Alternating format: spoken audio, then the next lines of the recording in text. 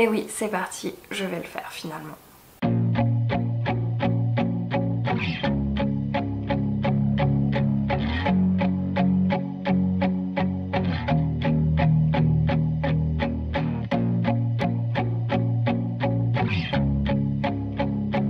Bonjour à tous, c'est Ludivine, je suis très heureuse de vous retrouver aujourd'hui pour une nouvelle vidéo où je vais vous présenter donc le challenge 4 livres 4 saisons de cette session d'automne 2024.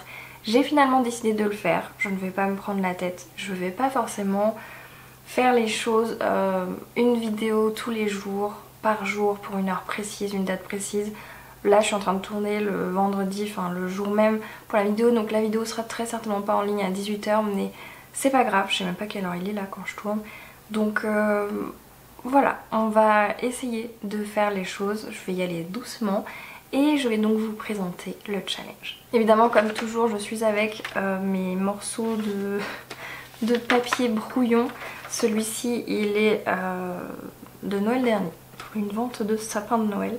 Bref, pour ceux qui connaissent pas le challenge 4 livres 4 saisons, c'est un livre sur une semaine, sur 7 jours. C'est un livre où il y a zéro pression. Vous essayez au minimum de lire 2 livres sur les 7 jours. Vous avez 7 thèmes qui vous sont donnés. Parmi ces 7 thèmes, vous pouvez les faire les 7. Vous pouvez n'en faire qu'un seul, que 2.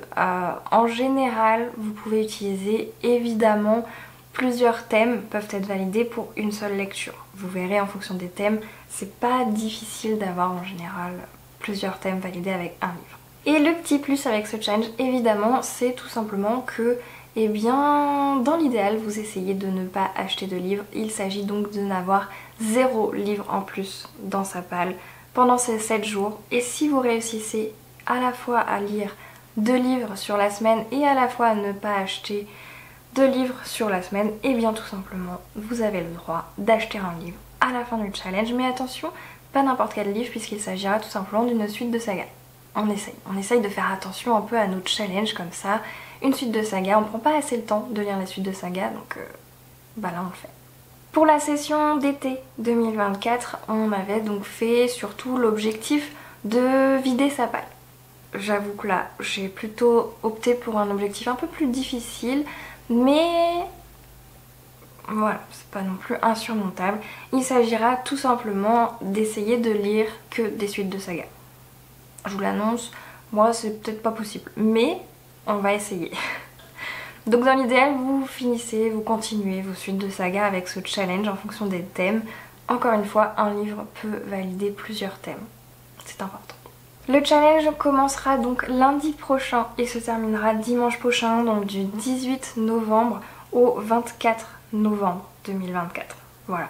Donc les dates, je sais, je vous préviens la veille pour le lendemain clairement parce qu'on est vendredi. Je sais pas à quelle heure cette vidéo va sortir, mais du coup il faut se préparer pour lundi. Bon, désolée, vraiment désolée pour ça. Mais si jamais vous souhaitez, vous êtes les bienvenus avec moi.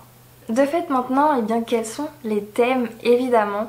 Le premier c'est un livre avec du orange. Pourquoi le orange? Pour moi le orange c'est vraiment ce qui rappelle l'automne.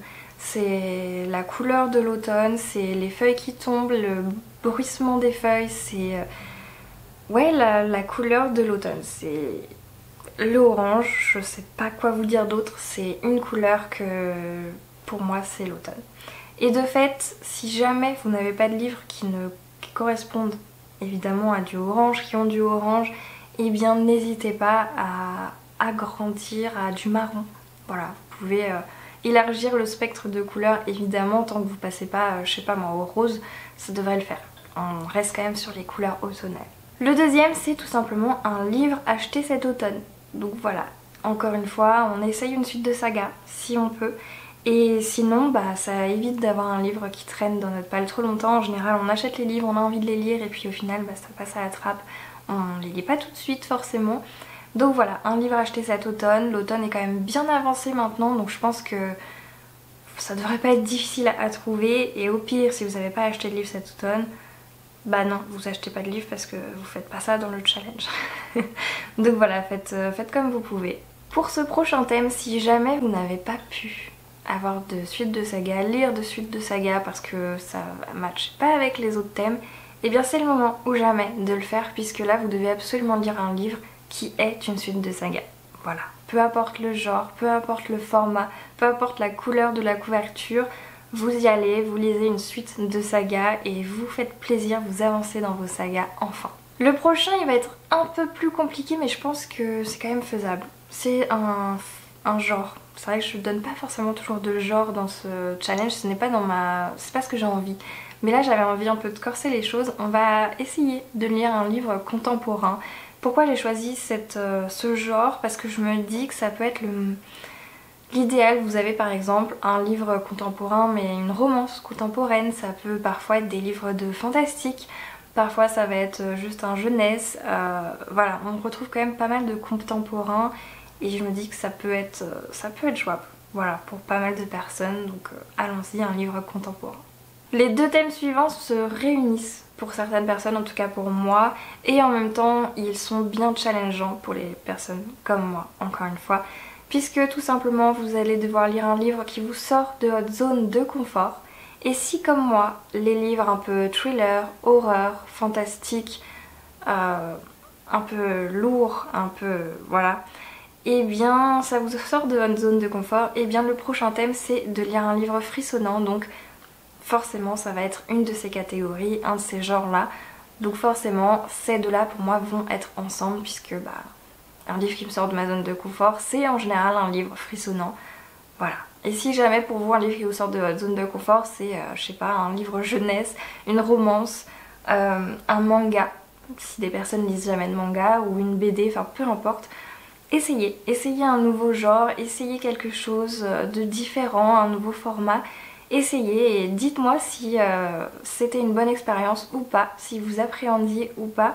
C'est là aussi le but de ces thèmes, c'est de varier les plaisirs et d'agrandir son spectre aussi de tout. Et enfin le dernier, c'est je pense ma catégorie préférée, tout simplement parce que c'est la catégorie qui sera sûrement là à chaque session.